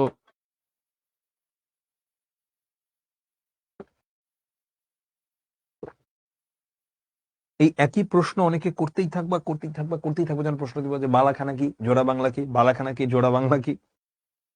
আমি তারপরে বলি, এখন এই দুইটা হচ্ছে জাস্ট দুই ধরনের দুইটা স্ট্রাকচার ঘরের। মানে এতটুকুই তিনি বুঝিয়েছেন যে যদি শহুরে সাহিত্যের একটা বালাখানা থাকে, এই ধরনের ঘর থাকে, তাহলে তার পাশে পল্লী সাহিত্যের একটা জোড়া বাংলাও দরকার। ঠিক আছে, জোড়া বাংলা বলতে জোড় বাংলা বুঝিয়েছে। তা দুই আর্কিটেকচারের দুই ধরনের ঘর, আর কিছু নয়। আজ অনেকের আত্মা ইট পাথর ও লোহার কৃত্রিম বাঁধন থেকে মুক্ত হয়ে মাটির ঘরে মাটির মানুষ হয়ে থাকতে চাচ্ছে। তাদের জন্য আমাদের কিছু গড়া গাথার দরকার আছে। ইউরোপ আমেরিকায় আজ এই প্রোলেটরিয়েট সাহিত্য ক্রমে, প্রোলেটরিয়েট সাহিত্যটা কি আসলে? প্রোলেতারিয়েত শব্দটা মানে বাংলায় লেখে প্রোলেতারিয়েত। প্রোলেতারিয়েত সাহিত্য বলতে বোঝায় শোষিত মানুষের জন্য বা বঞ্চিত মানুষের জন্য যে সাহিত্য, সেটা আসন পাচ্ছে। আমাদের দেশেও সেটা পাবে, কিন্তু কোথায় সে পল্লীর কবি, ঔপন্যাসিক ও সাহিত্যিক যারা নিখুঁতভাবে এই পল্লীর ছবি শহরের চশমা আঁটা চোখের সামনে ধরতে পারবেন? এই সমস্ত রূপকথা, পল্লী গাথা, ছড়া প্রভৃতি দেশের আলো বাতাসের মতো সকলেরই সাধারণ সম্পত্তি। তাতে হিন্দু মুসলমান কোনো ভেদ নেই। যেরূপ মাতৃস্তন্যে সন্তান মাতৃরই অধিকার, সেরূপ এই পল্লী সাহিত্যে পল্লী জননীর হিন্দু মুসলমান সকল সন্তানেরই সমান অধিকার। এক বিরাট পল্লী সাহিত্য বাংলায় ছিল, তার কঙ্কাল বিশেষ এখনো কিছু আছে। সময়ের ও রুচির পরিবর্তনে সে অনাদৃত মানে তাকে আসলে কেউ আদর টাদর করে নাই, তাকে নিয়ে কেউ কেয়ার করে নাই। আজকে এখন সে ধ্বংসের পথে দাঁড়িয়েছে। নেহাত সেকেলে পাড়া গায়ের লোক ছাড়া সেগুলোর আর কেউ আদর করে না। কিন্তু একদিন ছিল যখন নায়ের দাড়ি মাঝি থেকে গৃহস্থের বৌঝি পর্যন্ত। নায়ের দাড়ি মাঝি বলতে কি, এটাও জানি অনেকে প্রশ্ন করতেই থাকবা। এবং আমি এটাও বলি যে অনেকে আছে যে ক্লাসে জয়েন করো লেট করে, 30-40 মিনিট পরে ক্লাসে জয়েন করো, এবং তুমি যেই পড়ানোটা মাঝখানে বা এর মধ্যে হয়ে গেছে ওইটা নিয়ে প্রশ্ন করো। ওটা নিয়ে আমি কোনো উত্তর কিন্তু সাধারণত দেই না এবং দিবও না। কারণ তুমি দেরিতে জয়েন করেছো, সেটা তোমার ফল্ট। তোমার এই দেরিতে জয়েন করার কারণে আমি যদি 1 মিনিট নষ্ট করে একটা পড়ানো জিনিস যেটা সবাই বুঝেছে, সেটা তোমার ব্যর্থতার জন্য, তোমার দেরি করার জন্য যদি আমি বুঝাই, এখানে ধরো ক্লাসে 400 মানুষ আছে এখন, তুমি কিন্তু 1 মিনিট নষ্ট করলা না, তুমি 400 মিনিট নষ্ট করলা 400 জনের জীবন থেকে। তো তোমার ভুলের দায়ভার তুমিই নিবা, এবং তোমার ভুলের জন্য তুমি নিজ দায়িত্বেই আজীবন ধরা খাবা। এটা অন্য কেউ তোমার ভুলের দায়ভার নিবে না। তো যখন হচ্ছে এরকম কোনো কিছু মিস করো, সেটা মানে প্রশ্ন করার চেয়ে তুমি রেকর্ডিংটা দেখে নিবা, এটাই সবচেয়ে ভালো। কারণ অন্যদের সময় নষ্ট করার কোনো অধিকার আমাদের কারণই নাই। তো নায়ের দাড়ি মাঝি থেকে গৃহস্থের বৌঝি পর্যন্ত, মানে বোঝাচ্ছে একদম যারা সেই নৌকা টানতো সেই মাঝি থেকে শুরু করে গৃহস্থের বৌঝি পর্যন্ত, বালক থেকে বুড়ো পর্যন্ত, আমির থেকে গরিব পর্যন্ত, মানে সকল শ্রেণীর মানুষ এগুলোতে আনন্দ উপদেশ পেত। যদি পল্লী সাহিত্যের দিকে পল্লী জননীর সন্তানেরা মনোযোগ দেয়, তবেই আমার মনে হয় এরূপ পল্লী সাহিত্য সভার আয়োজন সার্থক হবে। পল্লী সাহিত্য সভার কথা কোথা থেকে আসলো? তার কারণ এই যে প্রবন্ধটা, এটা মূলত ছিল ডক্টর মোহাম্মদ শহীদুল্লাহর একটা বক্তৃতা, একটা পল্লী সাহিত্য সভাতে। ওটাই পরবর্তীতে লিখে প্রবন্ধ আকারে প্রকাশিত হয়ে থাকে। নচেত এ সকল কেবলই ভুয়া, কেবলই ফক্কিকার। নচেত মানে হচ্ছে, মানে তা না হলে এ সকল কেবলই ভুয়া, কেবলই ফক্কিকার। ফক্কিকার মানে কি? মানে ফাঁকি মারা, ফাঁকিবাজি। কলগান, শ্রুতিমধুর ধ্বনি, পড়তে পড়তে এগুলো আমি বুঝিয়েছি। নৃতত্ত্ব কি এটাও বুঝিয়েছি, প্রবাদ বাক্য সবই বুঝিয়েছি। ভুয়ো দর্শন মানে কি বুঝিয়েছি। বালাখানা মানে হচ্ছে ওই যে বলেছিলাম একটা স্ট্রাকচারে, এতটুকু মনে রাখতে, বাট প্রাসাদ হিসেবে এটাকে বলা যায়। আচ্ছা, পক্ষিকার মানে ফাঁকিবাজ। ল্যাম্ব স্টাইলস ফ্রম শেক্সপিয়ার নিয়ে একটু কথা বলি। বিশ্ববিখ্যাত ইংরেজি নাট্যকার ও কবি উইলিয়াম শেক্সপিয়ারের নাটকগুলো চার্লস ল্যাম্ব সহজ ভাষায় কিশোরদের উপযোগী করে রূপান্তর করেন, সেটার কথা এখানে বলা হয়েছে। ডক্টর দীনেশচন্দ্র সেনকে, যার কথা বলা হয়েছিল যে তিনি ময়মনসিংহ গীতিকা সংগ্রহ করে দেখিয়েছেন, বাংলা ভাষা সাহিত্যের গবেষক এবং তিনি রীতিমতো একজন সাধক ছিলেন। মানিকগঞ্জ জেলার বকজুড়ি গ্রামে 1866 খ্রিস্টাব্দে তিনি জন্মেছিলেন। এবং তিনি প্রথম বঙ্গভাষা ও সাহিত্য গ্রন্থে বাংলাদেশের লোকগাথা ও বাংলাদেশের লোক সাহিত্যের গৌরব ও মর্যাদা সাহিত্যের দরবারে তিনি তুলে ধরেন। আর তারই সুযোগ্য সম্পাদনায় চন্দ্রকুমার দে কর্তৃক সংগৃহীত ময়মনসিংহ গীতিকা এবং পূর্ববঙ্গ গীতিকা কলকাতা বিশ্ববিদ্যালয় থেকে প্রকাশিত হয়। অনেকের প্রশ্ন আসে যে তাহলে আমরা কোনটা দিব? এই কথাটা বইয়েই আসলে খুবই কনফিউজিং করে দিছে। ওখানে লিখছে যে ডক্টর দীনেশচন্দ্র সেন ময়মনসিংহ গীতিকার সংগ্রাহক। তো এখানে হচ্ছে আমরা দিব যেটা, যদি হচ্ছে আমাদের অপশনে থাকে চন্দ্রকুমার দে এবং দীনেশচন্দ্র সেন দুইটাই থাকে, তাহলে আমরা চন্দ্রকুমার দে অ্যান্সার করবো। কিন্তু নর্মালি এই ধরনের কনফিউজিং প্রশ্ন আসার সম্ভাবনা 0%। দীনেশচন্দ্র সেনের মৌলিক গ্রন্থগুলোর মধ্যে রয়েছে রামায়ণী কথা, বৃহৎবঙ্গ, এটা সেটা, এগুলো অবজেক্টিভের জন্য গুরুত্বপূর্ণ। দীনেশচন্দ্র সেনকে নিয়ে প্রশ্ন আসে। এবার সে রোম্যা রোলে, কালজয়ী সাহিত্যিক এবং দার্শনিক। তিনি জন্মেছিলেন ফ্রান্সে এবং তার বিখ্যাত একটা উপন্যাস আছে যা ক্রিস্তফ। তিনি 1915 সালে নোবেল পুরস্কার পর্যন্ত পান এটার জন্য। 1939-এ তিনি মৃত্যুবরণ করেন। মদিনা বিবি ময়মনসিংহ গীতিকায় দেওয়ানা মদিনা একটা বিখ্যাত কাহিনী, সেটার নায়িকার নাম হচ্ছে মদিনা বিবি। মনসুর বয়াতি দেওয়ানা মদিনার লোকগাথার প্রখ্যাত কবি মনসুর বয়াতি।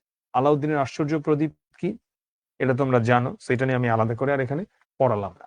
আলিবাবা ও 40 দস্যু কি, সেটাও আমি আশা করি তোমরা জানো। ফোকলোর সোসাইটি কি, এটা নিয়ে অনুধাবনমূলক প্রশ্ন এসে থাকে। ফোকলোর সোসাইটি বলতে কি বোঝানো হয়?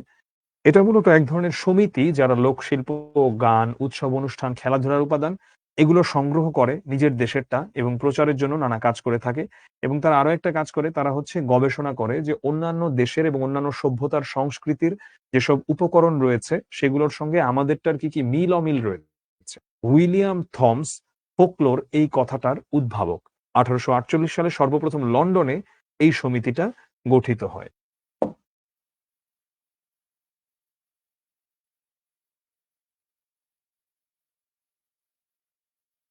দক্ষিণারঞ্জন মিত্র মজুমদারকে নিয়ে কিছু তথ্য আছে, তোমরা সেটাকে পড়ে নিও, এখানে বোঝানোর কিছু নাই।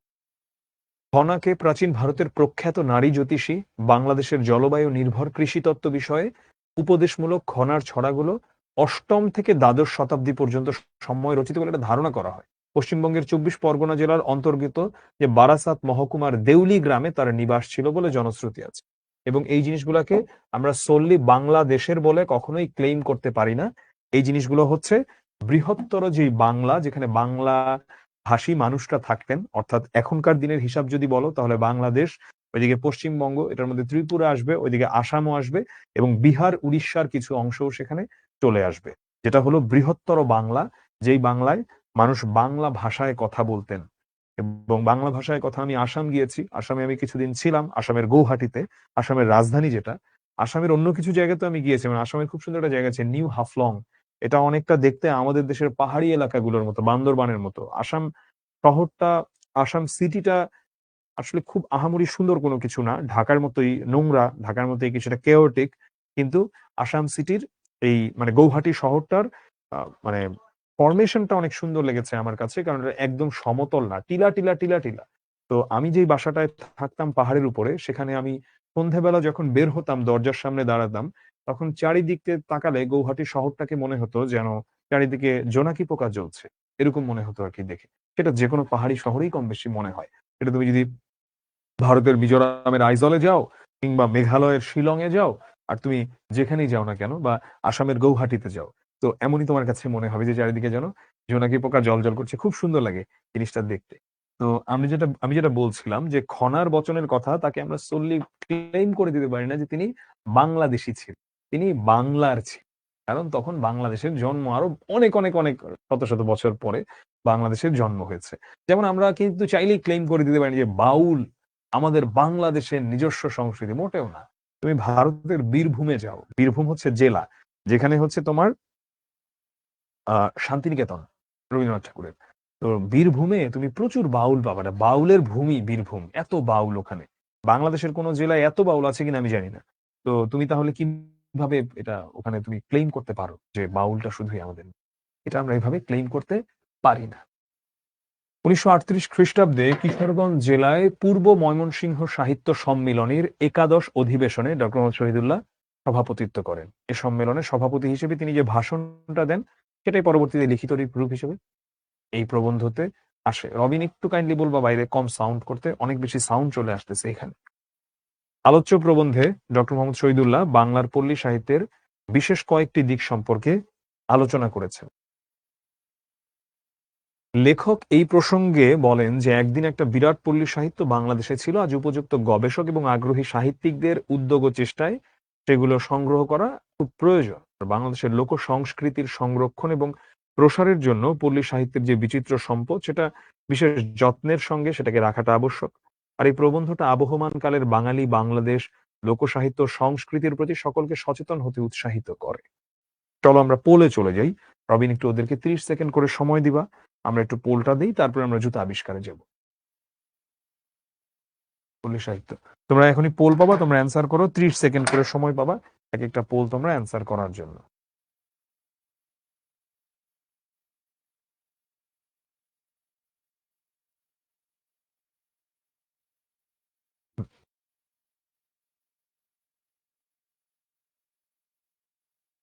এই যে লঞ্চ হয়ে গেল। হ্যাঁ, লঞ্চ হয়ে গেল। অ্যান্সার করো। অ্যান্সার করো তোমরা। 30 আচ্ছা, আমি রবিন তোমাকে ইয়ে দিব না, কখন তুমি বন্ধ করবা পোলটা।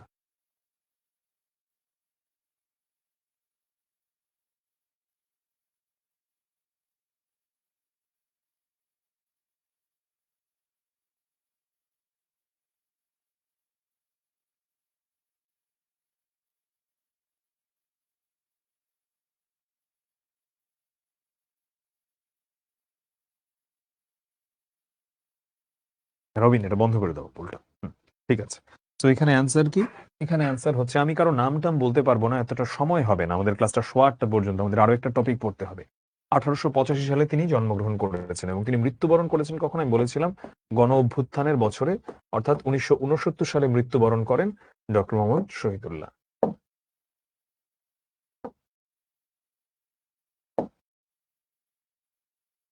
রোমেরোলা কার রূপ সৌন্দর্যে মুগ্ধ হয়েছেন? হুম,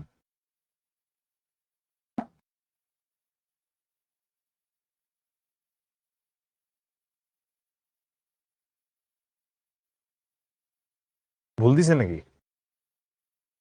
আচ্ছা ঠিক আছে, ঠিক আছে।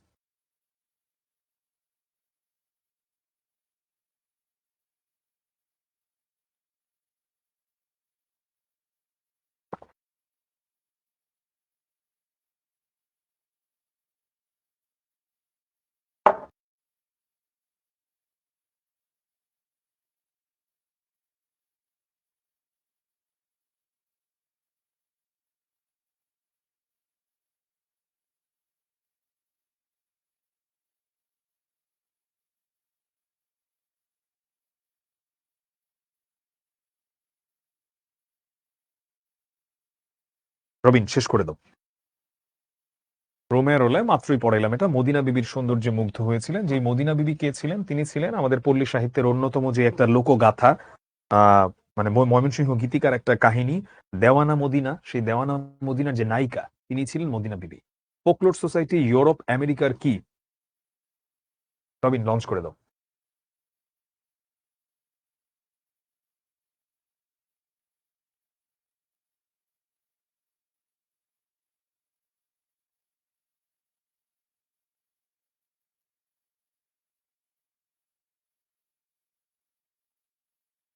হুম, ঠিক আছে, 30 সেকেন্ড সময় দিচ্ছি তোমাদেরকে।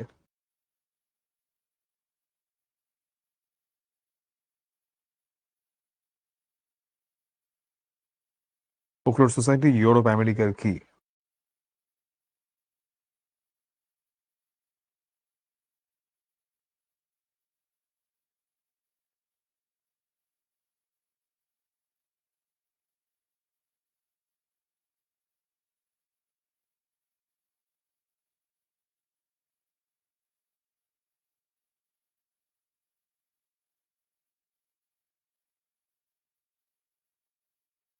রবিন শেষ। এটা ছিল বিদ্বানদের সভা। ফোকলোর সোসাইটি ইউরোপ আমেরিকার বিদ্বানদের সভা। আমরা এবারে চলে যাচ্ছি আমাদের পরের যেই পাঠ, জুতা আবিষ্কার। তো রবীন্দ্রনাথ ঠাকুরের জুতা আবিষ্কারটা আমরা পড়াবো, তারপরে আমি তোমাদের কাছ থেকে প্রশ্ন নিব, যদি তোমাদের মনে কোনো প্রশ্ন থেকে থাকে। আপাতত কোনো প্রশ্ন আমরা নিচ্ছি না। তো চ্যাট তো পজ হয়েই আছে, চ্যাট পজ হয়েই থাকবে আপাতত। আচ্ছা। উম একজন হচ্ছে প্রশ্ন করেছে, যদি আমি প্রশ্ন নিতাম না কিন্তু তারপর আমি প্রশ্ন একটু নিচ্ছি। তার আমার জীবনে অনেক বড় স্বপ্ন, আমি কমিশনড অফিসার হব, কিন্তু আমি ঠিকই করতে পারতেছি না কোনটায় আবেদন করব, সেনাবাহিনী নাকি বিমান বাহিনী নাকি নৌবাহিনী। তো এখানে আসলে তুমি নিজে আগে ভাবো তুমি কোনটা কেন হতে চাও। আসলে কমিশনড অফিসার মানে আমরা অনেক কিছুই হতে চাই, কিন্তু ওগুলো বেশিরভাগ সময় আমরা হুজুগের বসে হতে চাই। কেন হতে চাই আমরা নিজেও জানি না, এটা হচ্ছে কথা। তো আমি যদি কোনোদিন সময় হয়, আমি তো নিজে আইএসএসবি তে গ্রিন কার্ড হোল্ডার ছিলাম। আইএসএসবি নিয়ে যদি কোনোদিন সময় হয়, সেই সময় হওয়ার সম্ভাবনা অত্যন্ত ক্ষীণ। আমাদের এত কিছু কাজকর্ম থাকে যে আইএসএসবি নিয়ে হয়তোবা কোনো একটা ভিডিও টিডিও বানাবো না, যে আইএসএসবি তে গ্রিন কার্ড পাওয়ার জন্য 4 দিন কি করা উচিত। যা হোক, তো এটা আসলে রহিম আমার মনে হয় যে তুমি কেন কমিশন অফিসার হতে চাও, প্রথমত তুমি নিজেই শিওর না। আমার কাছে তাই মনে হয়। তোমার বয়স অনেক অল্প এখনো, আসলে তুমি বুঝে উঠতে পারছো না। তো তুমি নিজে আগে ভাবো তুমি কেন হতে চাও, তারপরে তুমি ঠিক করো তুমি হচ্ছে কোনটাতে তুমি অ্যাপ্লাই করবা। এবং বিমান বাহিনীতে তুমি অ্যাপ্লাই করলে তুমি যদি অতটুকু ফিজিক্যালি ফিট থাকো, তোমার আই সাইট থেকে শুরু করে ইফ এভরিথিং ইজ ওকে, তাহলে তুমি জিডিপির জন্য অ্যাপ্লাই করতে পারবা, পাইলটের জন্য। তুমি পাইলটে অ্যাপ্লাই করতে পারবা না, গ্রাউন্ড অফিসার হিসেবে পারবা। ঠিক আছে, there are lot of ground officers, engineers. তো সেটা আছে, সেটা নিয়ে কোনো প্রবলেম নাই। কিন্তু আমি বলবো যে তুমি আগে নিজে ভাবো তুমি হচ্ছে কোনটাতে অ্যাপ্লাই করতে চাও, কেন অ্যাপ্লাই করতে চাও, সেই হিসেবে হচ্ছে তুমি অ্যাপ্লাই করো। বাট আগে ওটা নিজের কাছে নিজে জিজ্ঞাসা করো এবং ক্লিয়ার হও। তাহলে খাতা কলমে লিখে তুমি কেন কমিশন অফিসার হইতে চাও। তো হুজুগে মানে হুজুগে না আর কি, যে ও চায় তাই আমি চাই, এ বলে তাই আমি চাই, এরকম পাগল ছাগল টাইপ চিন্তা ভাবনা না। নিজে আগে ভাবো নিজের কাছে। চলে যাই আমরা জুতা আবিষ্কার। রবীন্দ্রনাথ ঠাকুর জন্মেছিলেন 1861-তে, মৃত্যুবরণ করেছিলেন 1941-এ। রবীন্দ্রনাথ ঠাকুরের জীবনী আমাদের সবার জন্য, মানে তার লেখক পরিচিতিটা একদম এটা মুখস্থ রাখা অনেক ক্ষেত্রেই ফরজ। কারণ বাংলা সাহিত্য সম্পর্কিত প্রশ্ন থাকলে সেটা এসএসসি হোক, এইচএসসি হোক, ভর্তি পরীক্ষা হোক, চাকরির পরীক্ষা হোক, রবীন্দ্রনাথ নিয়ে প্রশ্ন আসবেই। রবীন্দ্রনাথ ঠাকুর 1861 সালের 7ই মে, যেটা বাংলায় হয় 1268-র 25শে বৈশাখ, কলকাতার জোড়াসাঁকোর ঠাকুর পরিবারে জন্মগ্রহণ করেছিলেন। তার পিতা ছিল মহর্ষি দেবেন্দ্রনাথ ঠাকুর, তার পিতামহ ছিল প্রিন্স দ্বারকানাথ ঠাকুর। তো প্রিন্স দ্বারকানাথ ঠাকুর অনেকাংশেই তার সন্তানের মানে তার সন্তান তার মতো হয় নাই। প্রিন্স দ্বারকানাথ ঠাকুর নিজে যতটা ধনী ছিলেন, তো মহর্ষি দেবেন্দ্রনাথ ঠাকুর মোটেও ওরকম ছিলেন না। আর সেই সব কথায় এখন না যাই, কারণ খুব বেশি সময় পাবো না। ব্যক্তি রবীন্দ্রনাথ নিয়ে খুব বেশি কথা বলতে পারবো না। রবীন্দ্রনাথ ঠাকুর শিক্ষা জীবনের জন্য প্রথমে যান ওরিয়েন্টাল সেমিনারি, দেন নর্মাল স্কুল, দেন বেঙ্গল একাডেমি। নানা জায়গায় তাকে ভর্তি করানো হয়েছিল, এমনকি ব্যারিস্টারি পড়ার জন্য তাকে ইংল্যান্ডেও পাঠানো হয়েছিল, কিন্তু কোনোটাই তিনি শেষ করেন নাই। কিন্তু কোনোটাই শেষ না করলেও তুমি যদি ঠাকুর বাড়ির স্কেজিউলটা দেখে থাকো, সকাল থেকে তিনি কুস্তি খেলা দিয়ে তার দিন শুরু হতো, তারপরে আসতো তার এক একটা বিষয়ের শিক্ষক। এবং যেভাবে তিনি গিয়েছেন ওটা ওই যে কোনো ওই নর্মাল স্কুলের কারিকুলামের ছাড়া অনেক বেশি কঠিন। রবীন্দ্রনাথ ছিলেন অনেক মানে বহুমুখী প্রতিভাধর ব্যক্তি। তিনি একাধারে ছিলেন কবি, সাহিত্যিক, দার্শনিক, শিক্ষাবিদ, সুরকার, চিত্রকর, অভিনেতা, নাট্য প্রযোজক, নানা পরিচয়ে তিনি পরিচিত ছিলেন। সাহিত্যের বিচিত্র ক্ষেত্রে তার ছিল বিস্ময়কর পদচারণা। যেমন তিনি ছিলেন কি, কবিতা লিখতেন তিনি, ছোট গল্প লিখেছেন, তিনি লিখেছেন প্রবন্ধ, উপন্যাস, নাটক, পত্র সাহিত্য, ভ্রমণ সাহিত্য, কি লিখেন নাই তিনি। আর অন্যদিকে সঙ্গীত, আর্ট, ওগুলোর মাধ্যমেও বাংলা মানে সংস্কৃতি সমৃদ্ধ হয়েছে। তিনি বাংলা ছোট গল্পের জনক। বাংলা ছোট গল্পের জনককে আসতেই পারে তোমার অবজেক্টিভে, রবীন্দ্রনাথ ঠাকুর। তার ছদ্মনাম কি, ভানু সিংহ ঠাকুর, এটা তোমরা জানো। প্রথম তার বই যেটা প্রকাশ হয় বনফুল, মাত্র 15 বছর বয়সে এটা প্রকাশিত হয়েছিল। তার উল্লেখযোগ্য অনেকগুলো রচনা এখানে রয়েছে, কাব্যগুলোর নাম এখানে দিলাম। ছোট গল্প, উপন্যাস, নাটক, এগুলো সব মুখস্থ করে ফেলবা। প্রবন্ধ, ভ্রমণ সাহিত্য আর সংকলনও কয়েকটা তার রয়েছে, যেমন গীতবিতান। উপাধি কি, বিশ্বকবি, কবিগুরু। আর তিনি নাইট উপাধি বর্জন করেন 1919 সালে জালিয়ানওয়ালাবাগ হত্যাকাণ্ডের প্রতিবাদে। পুরস্কার হিসেবে তিনি অজস্র পুরস্কার পেয়েছেন। তো এখানে যেগুলো রয়েছে সেগুলোই তোমরা দিয়ে দিবা, মানে মুখস্থ করে রাখবা। 1941 খ্রিস্টাব্দের 7ই আগস্ট কলকাতার তার যে জোড়াসাঁকোর ঠাকুর বাড়িতেই তিনি মৃত্যুবরণ করেন, যেখানে তিনি জন্মেছিলেন। আমরা চলো চলে যাই কবিতাতে। কহিলা হবু, শুনগো গবুরায়, কালীকে আমি ভেবেছি সারা রাত্র। কহিলা হবু, হবু হচ্ছে একজন রাজা। গবুরায়কে, গবুরায় হচ্ছে তার মন্ত্রী। এবং আমরা দেখছি যে কহিলা হবু মানে হবু বলছে, শুনগো গবুরায়, গবুরায় শোনো, কালীকে আমি ভেবেছি সারা রাত্র। কালীকে মানে গতকাল, কাল। আমি ভেবেছি সারা রাত্র মানে সারা রাত, গতকাল আমি সারা রাত ভেবেছি। মলিন ধুলা লাগিবে কেন পায়, ধরণী মাঝে চরণ ফেলা মাত্র। মানে এই যে ধুলা, এটা কেন আমাদের পায়ে লাগবে? ধরণী মাঝে বলতে এখানে বুঝিয়েছে যে মানে মাটিতে পা ফেলা মাত্র, ধরণী মাঝে চরণ ফেলা মাত্র। ধরণী মাঝে, যদিও ধরণী মানে পৃথিবী, এখানে বুঝিয়েছে মাটিতে পা ফেলা, চরণ মানে পা, মাটিতে পা ফেলা মাত্র তোমরা শুধু বেতন লহ বাটি, মানে তোমরা হুদাই বেতন নাও। লহ মানে নাও, বাটি মানে হচ্ছে বেতনটাকে তোমরা ভাগ বাটোয়ারা করে নাও, ওটার কথা বলছে। তোমরা শুধু বেতন লহ বাটি, রাজার কাজে কিছুই নাহি দৃষ্টি। রাজার কাজের দিকে তোমাদের কোনো চোখই নাই, কোনো নজরই নাই, তোমরা শুধু শুধুই যেন বেতন নাও এখান থেকে। আমার মাটি লাগায় মোরে মাটি, রাজ্যে মোর একই অনাসৃষ্টি। আমার মাটি লাগায় মোরে মাটি মানে আমার মাটি, অর্থাৎ আমার মাটি বলতে এখানে তিনি বোঝাচ্ছেন এই রাজ্যের অধিপতি তিনি, কারণ তিনি এখানকার রাজা।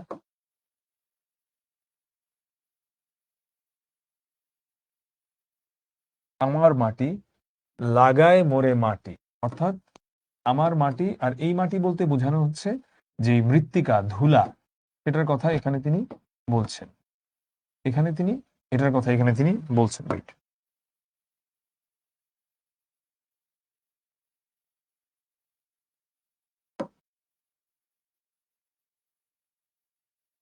আমার মাটি লাগায় মোরে মাটি, প্রথমটা মাটি দিয়ে বুঝিয়েছেন তিনি রাজ্যকে, যে এই রাজ্য লাগায় মোরে মাটি, পরের মাটি দিয়ে বুঝিয়েছেন ধুলা।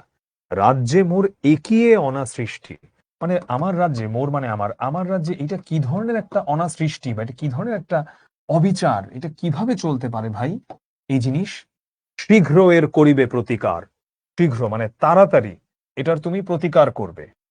শীঘ্র মানে কি তাড়াতাড়ি। নহিলে কারো রক্ষা নাহি আর, না মানে নতুবা কারো রক্ষা থাকবে না। শুনিয়া গবু ভাবিয়া হলো খুন, ভাবিয়া হলো খুন মানে ওর একদম ভাবতে ভাবতে মাথা নষ্ট হয়ে গেল। এটা শুনে গবু রায়ের মাথা একদম খারাপ হয়ে গেল। এ মা, এটা কি?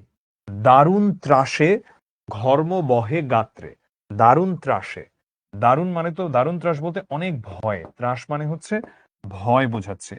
দারুণ ভয় মানে অনেক ভয়, ঘর্ম, ঘর্ম মানে ঘাম, গাত্র মানে গা, ঘর্ম বহে গাত্রে মানে হচ্ছে গা দিয়ে ঘাম ঝরঝর করে পড়তেছে, এতটাই ভয় পেয়েছে গবুরায়।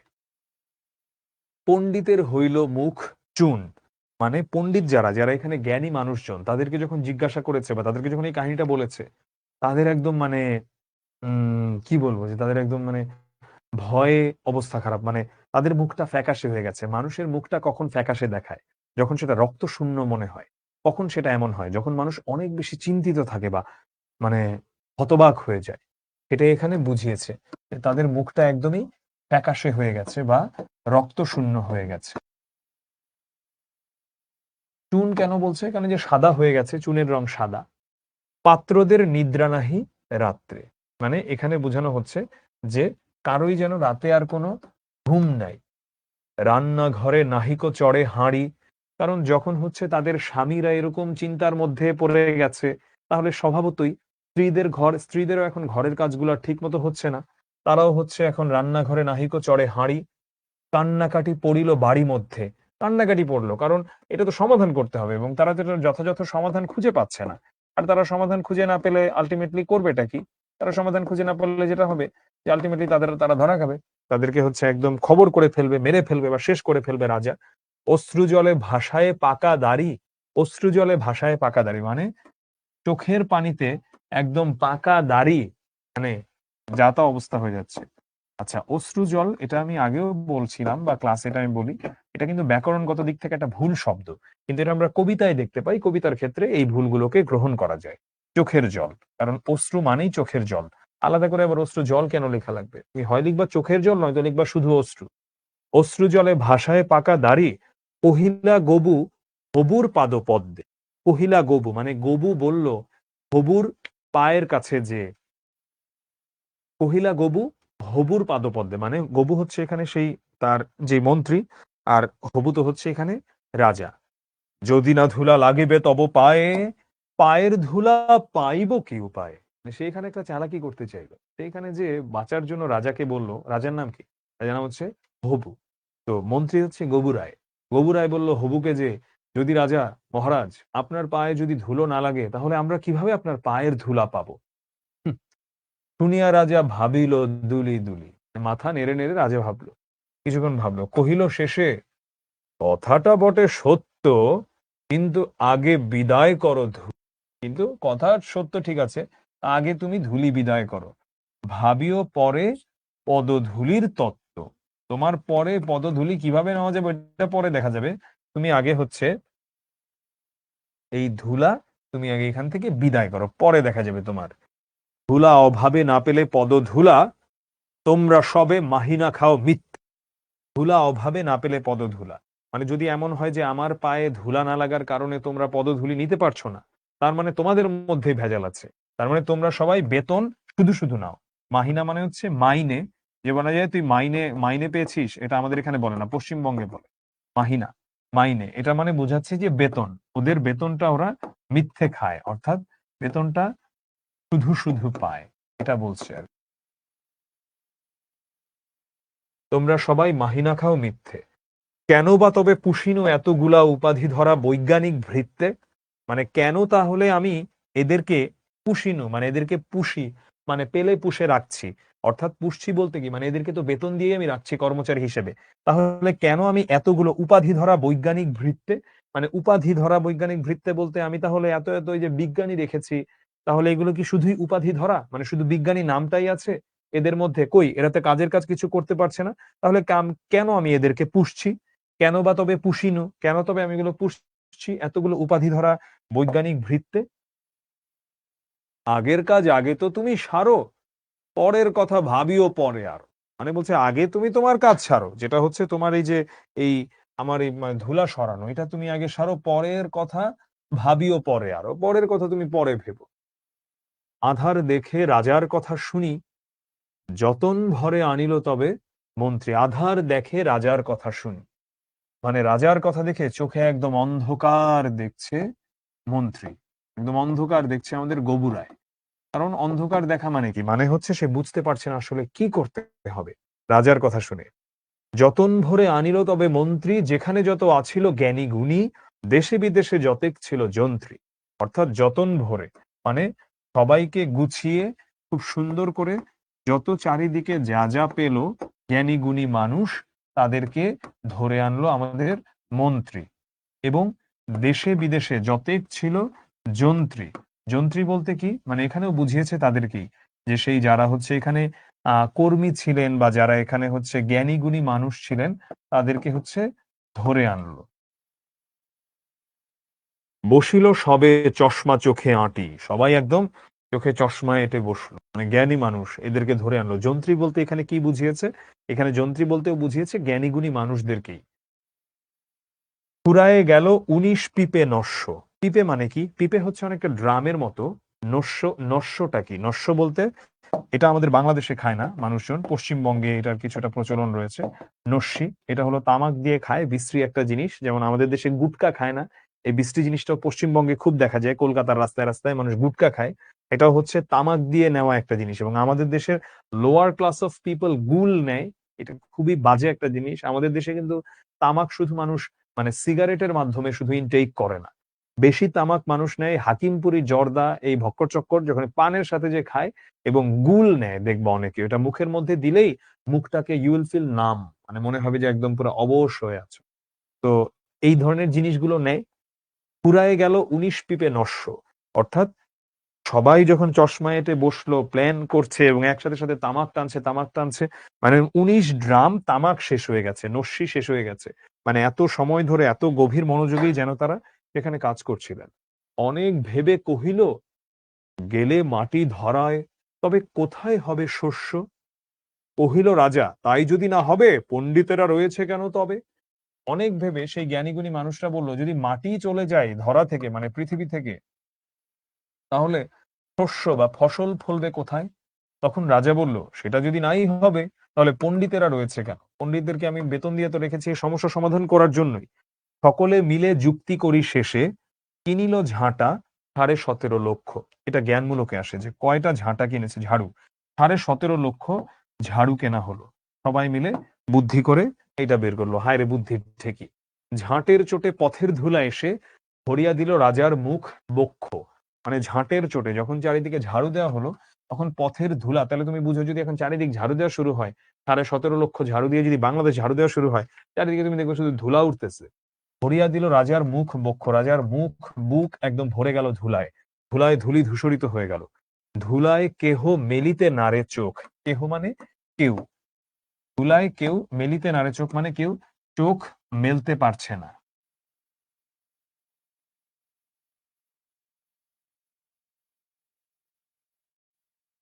ধুলার মেঘে পড়িল ঢাকা সূর্য, ধুলার মেঘে সূর্য ঢাকা পড়ে গেল। ধুলার বেগে কাশিয়া মরে লোক, এত ধুলা মানুষ কাশতে কাশতে মরেই যাচ্ছে এমন অবস্থা। চারিদিকে ধুলা থাকলে তো মানুষ কাশতে থাকবে, এবং ধুলার কারণে যেন চারিদিক মেঘাচ্ছন্ন হয়ে গেছে, সূর্যের আলো আসছে না, মানে কুয়াশার মতো। ধুলার মাঝে নগর হলো উজ্জ। উজ্জ মানে কি? উজ্জ মানে হচ্ছে অদৃশ্য।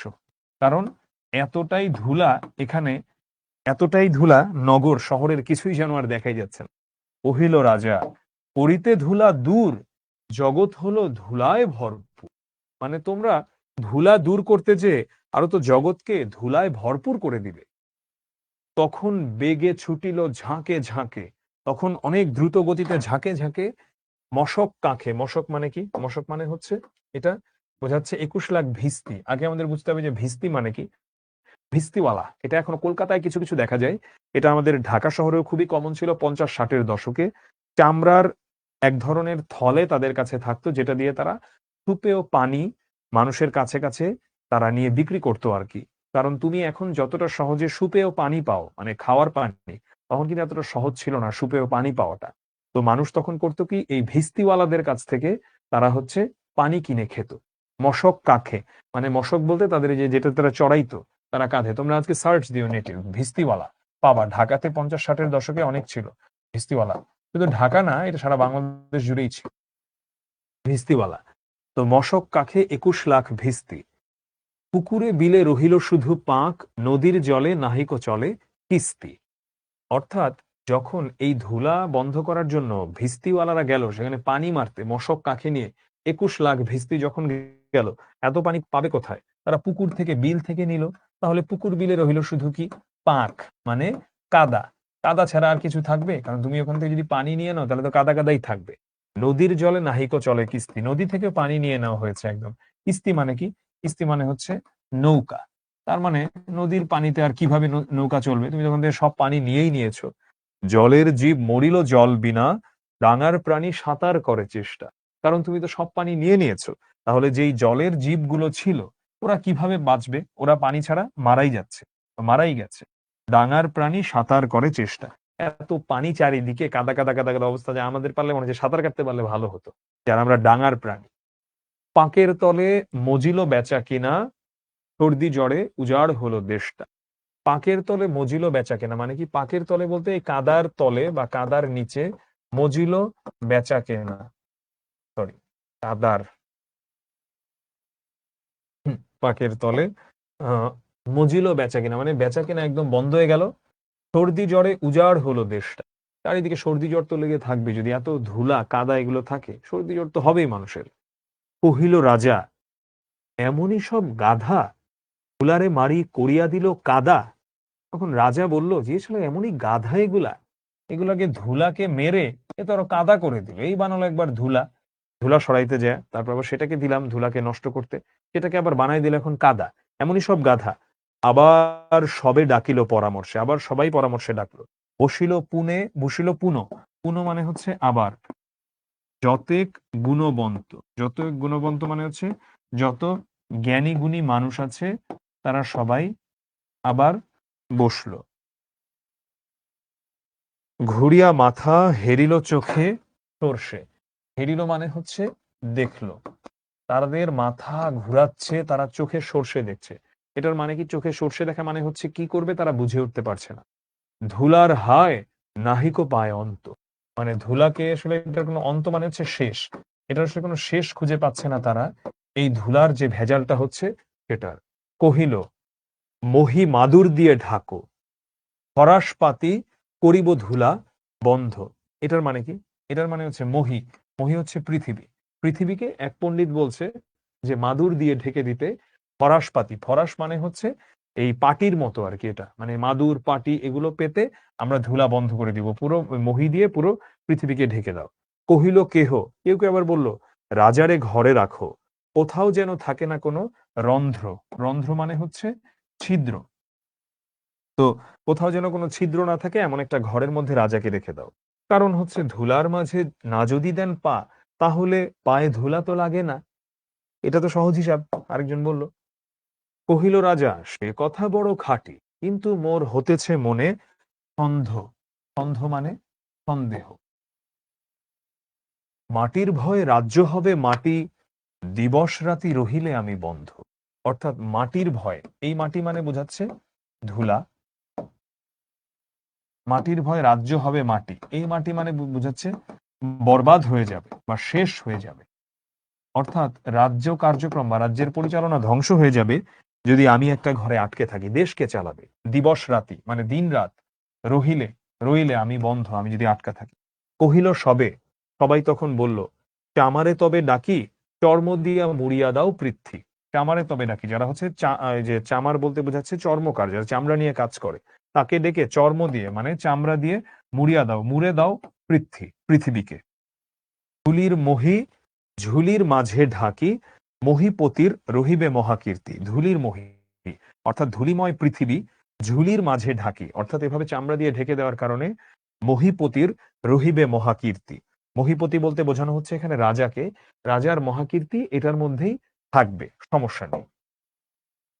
কহিল সবে, হবে সে অবহেলে, যোগ্য মতো চামার যদি মিলে। বলছে হ্যাঁ এটা অবশ্যই হবে যদি এরকম ভালো চামার পাওয়া যায়। রাজার চর ধাইল হেথা হোথা, রাজার চর মানে রাজার যে কর্মচারী, হেথা ধাইল মানে গেল, হেথা হোথা এদিক ওদিক, ছুটিল সবে ছাড়িয়া সব কর্ম, সবাই সব কাজকর্ম ছেড়ে ছুটে চললো এরকম কোন চামারকে খুঁজে পাওয়ার জন্য। যোগ্য মতো চামার নাহি কোথা, এত ভালো চামার কোথায় পাওয়া যায়? কোথাও পাওয়া যাচ্ছে না।